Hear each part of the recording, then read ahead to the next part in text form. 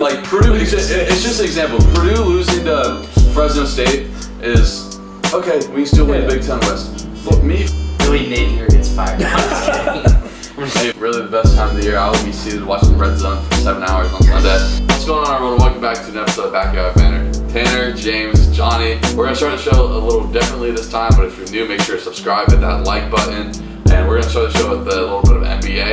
The Pacers traded for Pascal Siakam. Tanner's team, they gave up 3 first-round picks, Bruce Brown, and then there's the Pelicans were involved in the third, in kind of a 3-team deal. Anyway, Pascal Siakam goes to Indiana. I mean, Tanner, you're a Pacer fan. Your initial thoughts? Yeah, I love Pascal Siakam on this team. You take a look at the potential lineups they'll have out there with him. You would have Halliburton, Hield, Turner, and then either Nesmith or Mathurin. Those are 4 guys who can shoot it around Siakam. He's going to have one-on-ones a lot, and I think him in the pick and roll with Halliburton is also going to be pretty lethal. He's an upgrade defensively. Is he going to shut anybody down? No, but he can guard 3, 4, or 5, and he's a solid defender, so that's much needed on a team that needs defense. 2-time All-Star, NBA champion. We'll take that. Giving up the 3 draft picks does not bother me one bit. I think 3 first-round picks. 3 first-round picks. I think 2 of them are in this draft class, and this is not a good draft class. Zach Edey's a lottery pick projected. Not a good draft class. So go ahead. Take our 2 firsts this year. Our bench leads the NBA in bench points, and the oldest key contributor is Obi Toppin at 25 years old. They're all locked up. So I think on a team with a lot of depth, those 3 first-round picks, getting rid of them is not going to hurt that much. So as long as they extend Siakam, I feel really good. I feel a lot better about them in the playoffs this year, especially. So yeah, I think it's a good move right now, right? I mean, they're ready to win. I mean, Tanner's team's ready to win, I guess, and they're making moves to go out there and win. We'll see. I mean, no offense, Tanner, but your teams have not, done it. When it comes down to the crunch time and everything. So obviously, Pacers, let them do their thing. They're adding Siakam also adds some experience, right? So you got a ton of youth guys out there, a ton of young guys. So this maybe adds some, veteran kind of been there, done that. So yeah, shout out to the Pacers, man, making a move. Not sure how happy Siakam is moving from there to Indiana, but I think it's going to be a perfect fit for him. I mean, the Pacers got something working over there, so we'll see. Sorry, one thing. I think he's going to love it because remember when the Raptors were trying to get KD, I think a couple off seasons ago, Siakam said outside of KD, the person you want to play with the most in the NBA that would help his personal game the most was Miles Turner because he spaces the floor. Mm-hmm. So I think he's going to love playing with Miles Turner. I guess we'll find out, right? Yeah, I mean, it's a fun trade. That's kind of how I characterize it. The 3 first-round picks, one of them is a Thunder pick this year. It's going to be in the 20 to 30 range. They did go with their 2026 first-round pick, which I might be a little more concerned about. I mean, the NBA changes year by year. You never know where the Pacers can be in 3 years. Pascal is 29, and you got to re-sign him, and he's going to want the max. The max is 4-year, $190 million for Siakam. It's a lot of money for a guy that's going to be 33. With his game, kind of the way he plays is not really translatable as you get older. So that'd be my one kind of quip about the trade. But yeah, I mean, it's a fun trade. The Halliburton Siakam pick and roll is going to be a lot of fun. Siakam really fits that team nicely, as Tanner said, all the spacing. But the one thing that concerns me, it's like, this turns you into a good team. This team's not winning the finals. This could win you a playoff series, but besides that, I mean, not much. And then again, you didn't give up a lot to kind of get it, but this shouldn't raise Pacers fans' expectations to, we're going to make the finals. No, there's still probably 2 or 3 teams, 4 teams better than you in the East, just Boston, Philly, Milwaukee, just off the top of the head. And it's going to be hard to overtake those teams with Siakam. Yeah, he's a better defender, but he's not, top 20 in the league. He's not OG Anunoby that the Raptors gave up. But shout out to the Raptors trading OG Anunoby to the Knicks about a week and a half ago, and Pascal. They got RJ Barrett, Emmanuel quickly, they got a bag and for it. 4 or 5 first-round picks for it. So it's a good little reset. Yeah. Their GM has been really good throughout the years, kind of building a championship team. Now they got Scotty Barnes kind of to build around going forward. But yeah, fun trade. The Pacers, could they mess around and make the East Conference Finals? maybe. They'll have to beat one of the 76ers, Boston, or Milwaukee to do that. Yeah. I don't think they're quite there yet, but like Tanner said, young team can keep growing together, and kind of the old head in the room that can kind of lead them there. But we've seen that though with the Pacers early, right? Milwaukee can't beat them, right? Like they're beating these teams that at first you'd think have no business to beat.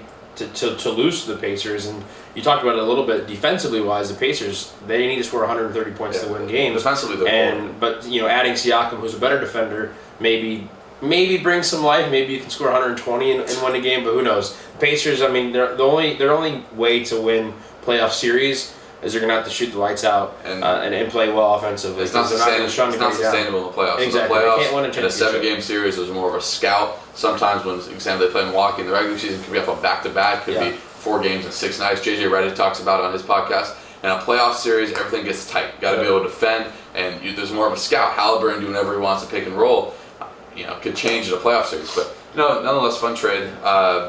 I mean, I like the Pacers being aggressive here. Yeah. You got your guy in Halliburton. They get aggressive, get a co-star in his older years. But it's a good trade. Yeah, just 2 quick final thoughts. I think that I feel a lot better about being able to beat the Sixers or the Bucks in a playoff series. It does not change how I feel about getting past the Celtics. I don't think we can beat the Celtics. Yeah. I think now if we were to play the Bucks or Sixers in a playoff series, they would probably be favored to beat the Pacers, but I would actually feel pretty good coming into that series of at least taking it to 6 or 7 and having a chance later on in that series. Yeah. And then my final closing point is the fact that they got Siakam without getting rid of Mathurin, Toppin, Nembhard, Walker, Jackson Smith, and Nesmith. Any of those guys. Keeping all those guys and getting Siakam is a huge deal. Yeah, I agree with that. Bruce Brown's going to live it up in Toronto. They probably had to give up the 2026 picks so they could hold on to those guys, but I agree. I love, especially Jarris Walker out of this draft class. Really liked him coming out. But now we're going to transition more to NFL. We're going to give our predictions for a divisional round. We'll start just going in order of the games. We'll go Texans, Ravens.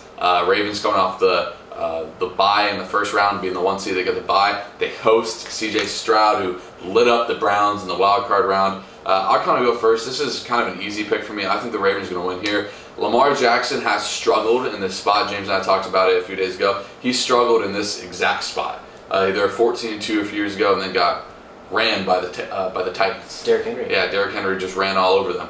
But I think Lamar is kind of more mature now.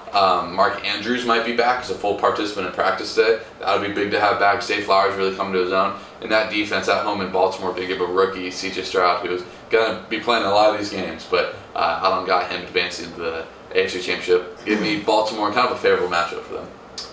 So for me, I'm going to be a little weird here, right? Like I was bought in for the Ravens for a while, a month ago maybe. I think I said they're going to win the Super Bowl. I'm not saying it's a terrible take now, but for some reason, in my mind, I worry about Lamar. I think Lamar has undoubtedly been the MVP this year, but at some point he does look a little shaky when it turns. And it's not just him. His receivers sometimes get Mike Evans and they can't catch the football. And that's not to discredit him at all, but sometimes, like Johnny just mentioned, he doesn't show up for these moments. And obviously I can't imagine playing in an NFL playoff game, but I think C.J. Stroud is special. And I think he's going to have to be special to win this game because of the fact that Houston has no rushing attack. They can't run the ball. If they win this game, it's not going to be because they ran the ball well. I think C.J. Stroud has an ability to go out there and throw for 400-plus yards and just beat this Ravens team. So, although I don't love the pick, I'm going to take the Texans here to be a little different. I think Lamar doesn't show up. I think having the week off, he's going to be a little, shaky to start in the first half, and I think the explosive offense for Houston here might be able to kind of jump on that first half early, and it might be too late for Baltimore. So I'm going to take the Texans, and who knows? The Mike Evans drops us James words, not mine. Mike Evans is my savior. Is he not? Did he not drop the foot? We'll get into it. It's all right. Yeah, I think I'm going to take the Ravens as well. I think the Texans are going to come in and give them a game, though. I believe the spread's like 9.5. Nope. Texans cover that. I think it got bet down a little bit, but right around more than a touchdown. I think the Texans cover that. I have the Ravens winning late on a field goal. I think this is going to be a tune-up for the Ravens, a little bit of a tune-up for a playoff run. I think they're going to the Super Bowl. They're going to struggle at first. I think the Texans are going to have a great game, but I just think the Ravens are a little bit too much, and it's at home. Justin Tucker is going to hit a field goal. I like that, and I hope so. Right? I hope it's a good game because obviously we all want 4 good games, and maybe you won't blow out in your game, but for that game, yeah, I love that. So we'll see. We'll go with the 49ers Packers, kind of one of the helmet games of the weekend, 2 historical franchises. I like the 49ers here. Jordan Love's obviously coming in. He's been on a roll ever since. I've never seen a quarterback make as big as an in-season adjustment as he made. Ever since kind of the Tampa game, he's really been on one. Even the Tampa game, he was good. With that being said, we kind of talked about it in the last episode. Green Bay's defense has been bad all year, and I don't think there's going to be any exception here. I think Brock Purdy, I think that rest benefits them more. I think Deebo Samuel is going to have a field day. Christian McCaffrey gets in the end zone literally every game. I think it'll be a little bit more high scoring, but I like the 49ers. I just trust their defense more. I mean, Fred Warner, Nick Bosa, I just trust their defense more, trust their playmakers more, I trust Kyle Shanahan more, and yeah, give me the 49ers at home to win fairly comfortably. I got the Packers here. I don't know why I got this terrible feeling in my gut that the Packers are just going to make that run. First year of Jordan Love, obviously as Bears fans, I hope I'm wrong again. There's a reason they're here. There's a reason they destroyed the Cowboys. There's a reason. It's a scheme. We talked about Kyle Shanahan and his scheme over there in San Francisco. It's the same thing. Well, it's the same scheme. Yeah. Exactly. It's the same scheme in Green Bay, and they've got something working there. And I think Jordan Love is playing, if not like the most confident football than anybody else left in the playoffs. He's just looked incredible, and he's making those throws that it's just like pisses you off as a Bears fan. It's like, ugh, maybe one day we'll be able to do that. I just think I worry Brock Purdy. Right, I worry there's a lot of pressure on Brock Purdy. Right, every player on that team offensively is the best. I mean, you got CMC, George Kittle, one of the best tight ends. Their receiving core is unreal. I just worry Brock Purdy's not going to have a great game. I think this Green Bay defense is very shaky, but they played very well against Dallas. And I think Jordan Love goes out there and hoops, and I think the Packers beat the 49ers. Again, it's a crazy take, and of course the 2 games that are on Saturday are my 2 crazy takes of the weekend. But I think Green Bay wins this game. I don't know why. I got that gut as a Bears fan. They're going to make a roll to the NFC Championship and then probably lose. But to the Bucks. Maybe, who knows. But I got the Packers for some reason. We'll see. I've got the Niners. I think this is going to be a great game. The Packers, they are a really good football team. It's playing really well right now. Again, another 9.5-point spread, I believe. Yep. I think the Packers cover that. I'm going to take the 49ers, though. They're more talented. Oh, yeah. I think this is going to be low scoring, actually. Both teams like to run the ball and control the time of possession, keep their defense off the field. So I think this is going to be a little bit low scoring just based off of, I don't think there's going to be a ton of quick drives that are, 4 plays, 75 yards. I think their touchdown drives in these games are going to be 8, 10, 12 plays. And I think it's going to be low scoring because of that. But I think the Niners grit one out, win by probably about a touchdown late. So I got the Niners. I'm just not...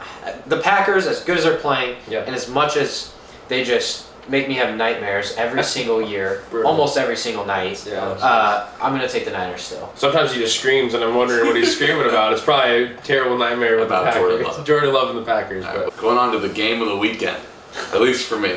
Bucks, Lions. I think it's the worst game of the weekend. Oh, I don't. I think it's going to be a great game. So at all. It's number 4 in my ranking of what I'm you also picked 2 horrendous Texans. games. So. Okay, off camera they just said they don't hate my take, so you know what? I'm not gonna. On camera, I didn't say I hate one of the takes. I don't hate the other one. Go ahead. We'll see. Anyway, Bucks, Lions. Of course, Lions coming off their first home playoff game in 30 years. It was like 133 decibels in the stadium, which was insane. That's equivalent to an airplane taking off.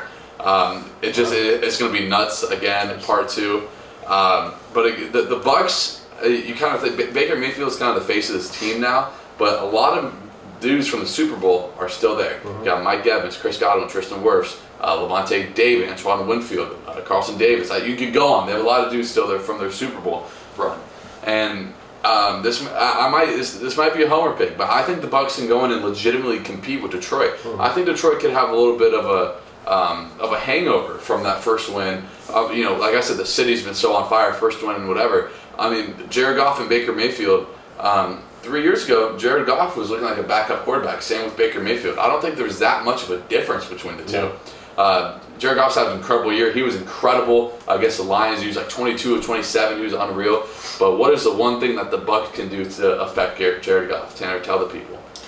Rush the passer. The Bucs blitz more than anyone in the league. You got Yaya Diaby, who's been one of the most underrated players, a rookie, third-round pick. You got Kalijah Kancey, Vita Vea, Jotron Sharenka, Shaq Barrett. It's going to be coming after him all day. And I mean, Todd Bowles, it really impressed me. He completely dominated the Eagles. He completely outcoached them. It's something that I really haven't seen in the 2 years of him doing it.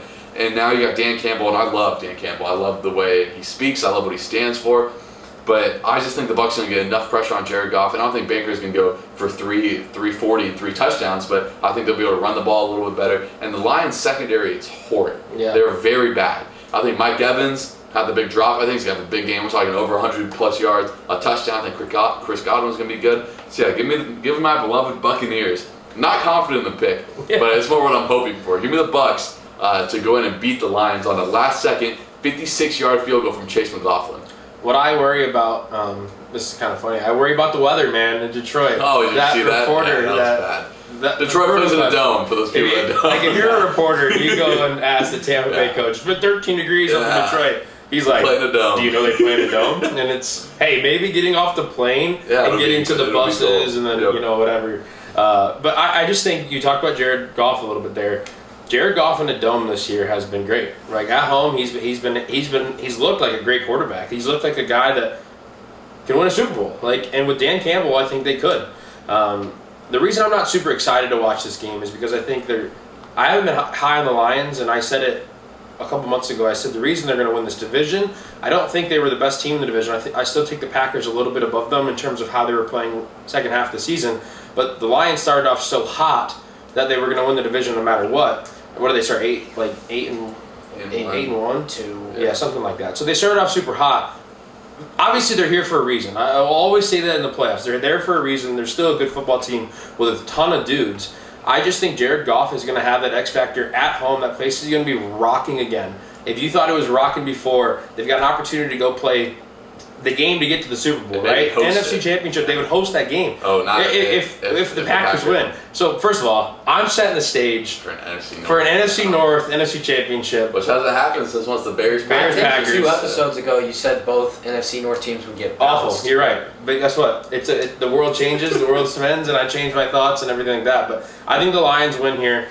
I think Mike Evans is going to have a great game. I think he's going to have 100 yards, but I just think he just drops balls sometimes, and it's just like you're Mike Evans. Like you have how many seasons in a row with 1,000 yards? Like you're not supposed to drop those balls. So I like the Lions here. Again, not my favorite game of the weekend, but I think it could be. I think it could be one of those like late field goal kind of games. But I like the Lions here. Yeah. So this is one of those matchups that as soon as the Bucs won, I looked at this matchup and kind of what I thought would happen in this game, and immediately I love the Bucs' chances. You said you're not confident in your Bucs picks. I'm very confident. I'm 70% confident. I'm more confident than the average person. I'm 100% confident in the Bucs. When I look at their pass rush and when I look at what Jared Goff struggles with all year long, he has struggled with pressure. He cannot handle pressure very well as a quarterback. I think the Bucs are going to get there. They're going to cause a lot of problems for Jared Goff. And then on the other side of the ball, you mentioned the Lions secondary. Kendall Vildor is the Lions' #1 corner. Yeah. We watched him on the Bears for how many years? Well, not a ton, but stink it up. Yeah. Stink it up. He is awful. And they got Mike Evans, Chris Godwin. They got Kate Otten. Yeah. David Moore is a veteran. Yeah. Trey Palmer, the rookie. Yeah. My boy, the rookie. Payne Durham from Purdue. Caught a pass last week. I think Baker's going to, you mentioned he's not going to throw for 340. I think he might. And I think he's going to throw for a couple touchdowns. I think the Bucs are going to win this one in Detroit. It's just not a good matchup for the Lions on paper. Well, maybe they're going to look really smart, really dumb.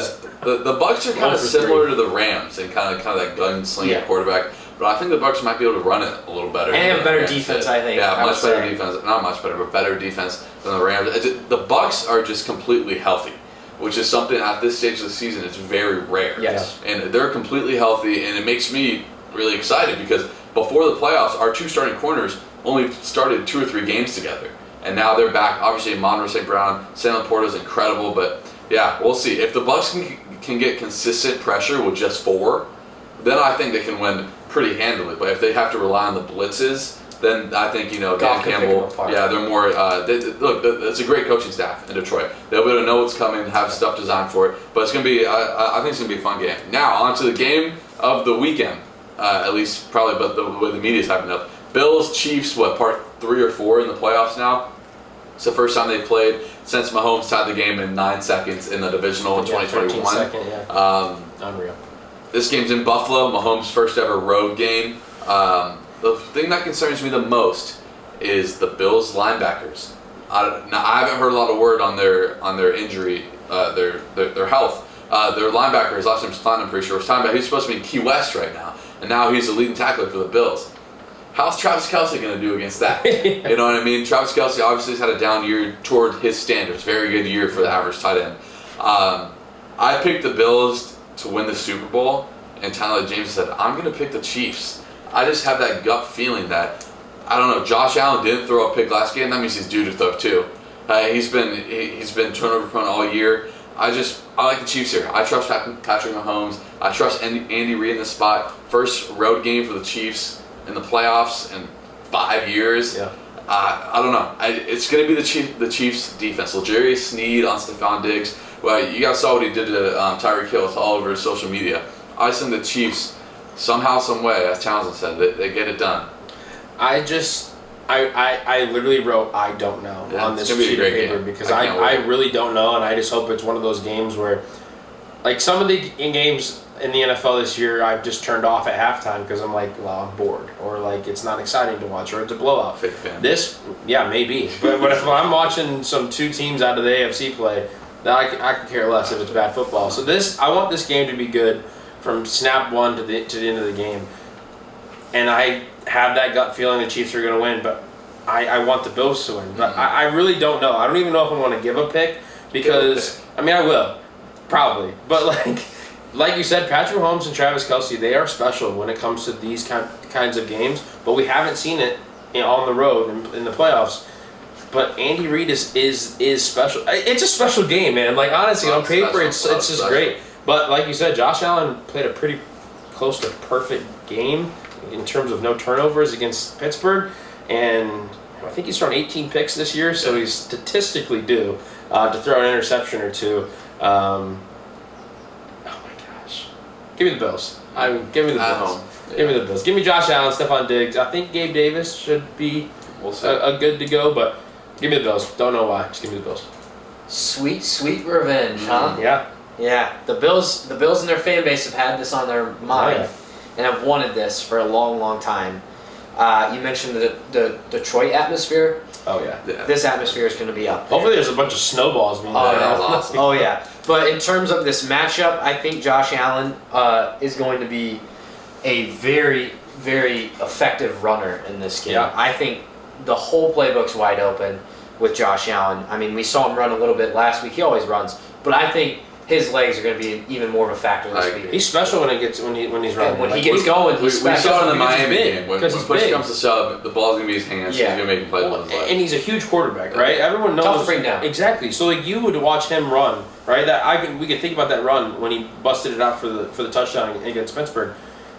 It looks like a quarterback would just slide. Yeah, and next thing you know, he's 30 more yards because he's He hard did. to take down. What is he, 6'6"? Yeah, he did a fake slide too, which should be outlawed. I mean, Still, regardless. Yeah. Sam, who you got, man? My one concern for the Bills is you mentioned their linebackers being out. I would expect the Bills to run a lot of nickel with that to try to contain Travis Kelce. So can they stop the run out of the nickel? Yep. Yeah. That is a big concern That's for a me. great point. But I'm taking the Bills. I want to you got see the colors on. I want There to you see. go. I do. I thought you were in a Bills shirt. I want to see Josh Allen get it done. I think they can. We'll see how Patrick Mahomes does in his first ever playoff road game, but that place is going to be nuts. So give me the What a Bills. weekend. I mean, what a Great weekend. slate. So one of the best weekends of the year. Now it's time for everyone's favorite part, especially James, trivia. We encourage you guys to play along with us. Drop your score in the comments. See if you would beat James. But You probably will. Put your score in the comments. Let us know how many of you guys got right. We want to know. See how you guys kind of stack up against us. Mayo, tell us our categories. All right, we have Jeopardy once again, and with the NFL playoffs being here, I decided to go for a playoff edition for the NBA and NFL categories. And then, in recent news, Jason Kelsey deciding he might go for retirement. We have a retirement category. Ooh, So that's 100, fun. 200, 300 for all categories. Ooh, who's never gone? James, you can He go always first. goes first. I always go first. I'll let him go first again. Banter is what we say if we want to steal. Yes. All right. So it's NBA, NFL, and retirement. Now those are the three Yep. categories. 1, 2, and 3. Let me get NFL for 200. NFL for 200. Yes, This please. might be the easiest question. Don't say that. Don't It- say it that, is. bro. It might Like, be the easiest cut it. question. Cut it. Don't say that. Don't say it. I was born Dude, in 2002. Who won the Super Bowl in 2002?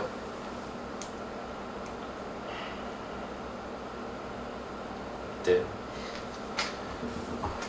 The Colts. Banter.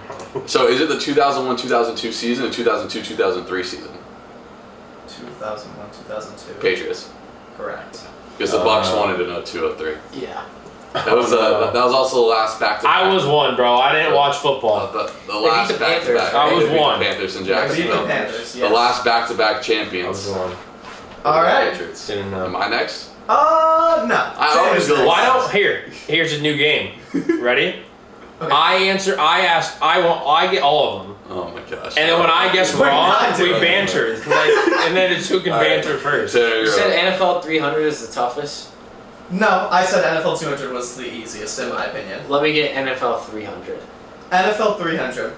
Bro, like, why am I even here? Who is the all-time playoff rushing leader at 1,586 yards? A small hint, his name has come up in trivia before. A lot of Oh man. That's a good See, there one. could be so many There's so many, guys. yeah. There could be.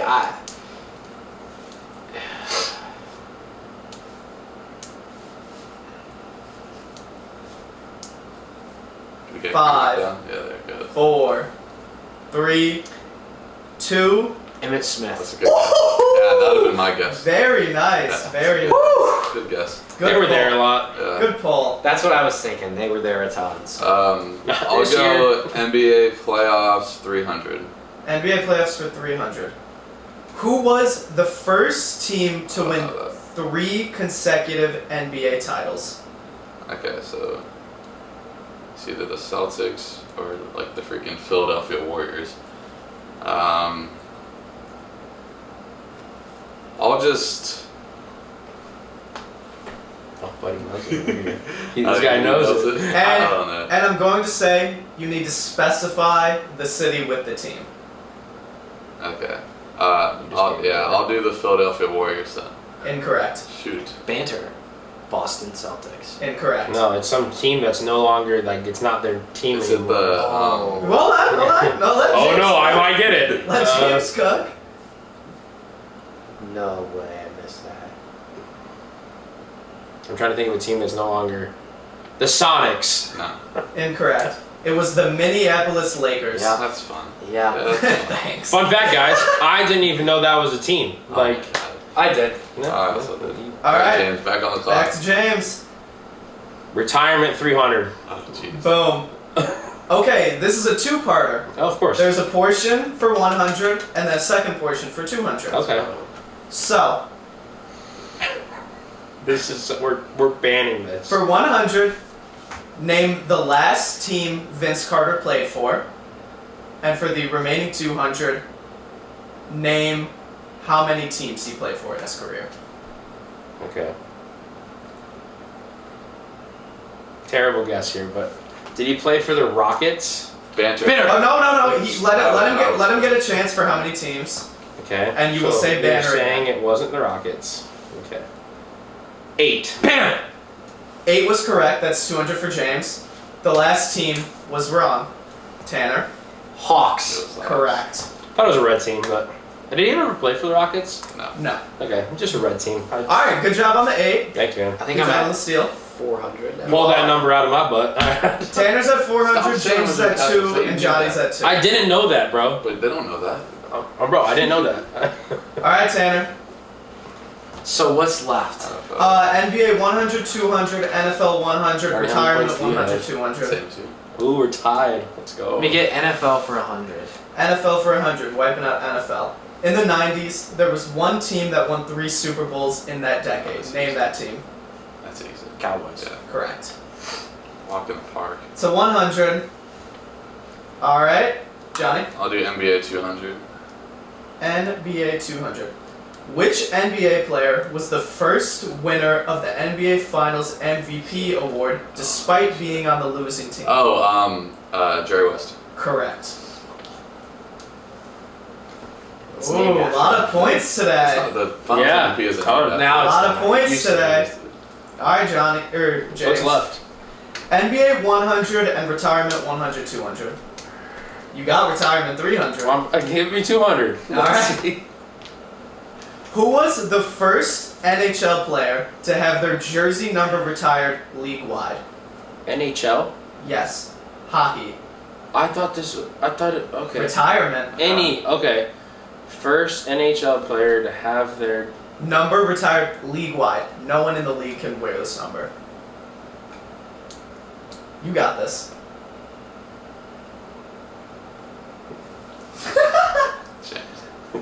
Aren't you supposed to be a hockey guy? I like the Blackhawks. It's not a Blackhawks player. I know. Alright. I mean, it's not the great one, right? Just guess. Wayne Gretzky? Correct. I thought it was too easy of a guess. Like, I thought it was some guy that, like, invented hockey or something. Like, I don't know. Talk about a barn burner. James. Tanner 500, James 400, Johnny 400. go. Anyone's game. Let's go. How many? What's left? Retirement 100, NBA 100. That one was So if you easy. get this, Let's you go. win. Yes. Let me go retirement for 100. Oh my. All It's right. easy, isn't it? It's pretty easy. That's alright. What year did Michael Jordan come out of retirement for the first time? So when he left baseball to come back to the Bulls wearing number 45. Yeah. Would have been like the season in that season. The year. The year The year. 95. Correct. That's right. Good. Good stop, Dan. That's Very good. nice. They lost to the Magic that year. They lost to the They Magic. did. yeah. They did. All right. Last question, Johnny. Is that whatever was the NBA one, right? Yeah. We're still and- fighting for and second, give bro. her If you get it wrong and I get it. All right, Taylor, you're out. You can't. You're steal. out. James has a chance. What if they like both miss? Then you can grab it. Congrats on the win, bro. Hey, thanks, man. All Good right. win. Johnny's definitely getting this right. Okay. In Game 3 of the 2015 NBA Finals, the Cavs won because of an unlikely player Matthew scoring 20 Dellavedova. points. Correct. I knew that one, believe it or not. So if he didn't, I was gonna get second. Congrats, Tanner. That was Hey, fun. congrats, Good James. study. Bro, stop, bro. The best showing, Good. yeah. That was good. That was a Because good I one. guessed a random number Good and job, I knew Mayo. who Wayne Gretzky was. Good Yep, job, yep. Mayo. Thank That you, was thank good. you. I'm gonna get better. Good job, I'm just Taylor. gonna after this we're done filming. I'm just gonna go study. Hit Go, the go, brakes. go do the Sporkle quizzes. I just gotta get That's better. what I just Tanner gotta get did, better. But yeah, when we do them on like the bus, I be pulling names. Like we'll do those Oh, that's the little NBA grids. grid. We'll be Yeah, doing you do grids, pull and I names just on pull that. names out. That's true. He's like 0.06%. I'm like, hey. Valid. Anyway, Tanner, take us through some college hoops this weekend. A lot of big games, like a lot. I'm gonna kind A of lot. A lot. yeah. Like a lot. The Big East, especially this week. Marquette plays St. John's. Creighton plays Seton Hall. We got Nova versus UConn, so that's kind of the Big East.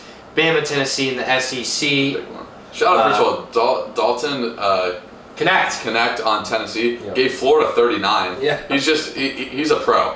Jimmy Dykes talked about the most NBA ready player in the SEC. I see no lies in that statement. He's unreal.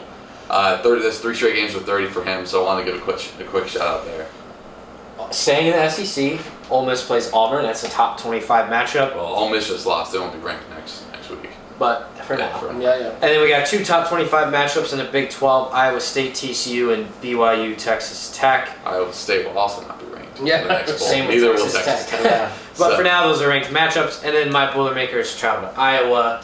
I think Illinois plays Rutgers on Sunday. Florida plays Missouri. Florida Maybe plays we'll win. Missouri. So Missouri is Yeah. not a winning conference place. That means Illinois got Michigan tonight they're due. and Rutgers on Sunday. Sunday. So Yeah, college basketball. It's on Sunday. This past Sunday was too much till Selection Sunday. which is kind of crazy that Dude, it's it's coming. only 2 months. Like it is. You can feel it. It is coming. I tell you what, I sat out here and watched some Mountain West basketball until about He did. 1 a.m. last He night, did. and hearing the music, Yeah. and then also having a great. I'm telling you, the Mountain West is so entertaining. Yeah. Like that was a great game. I enjoyed every second of that game last night. But hearing that music, it got me going. And Yeah.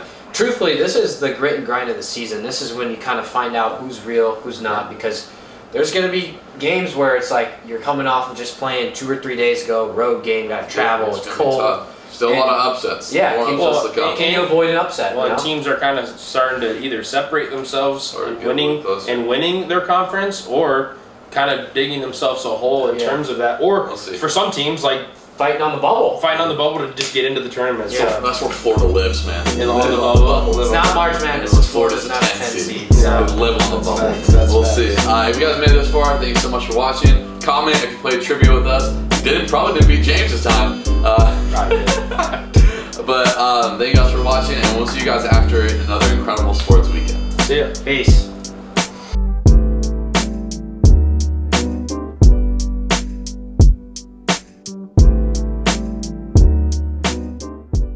When it comes to trivia off the pod, I feel like you're underrated. Yeah, you are. Underrated.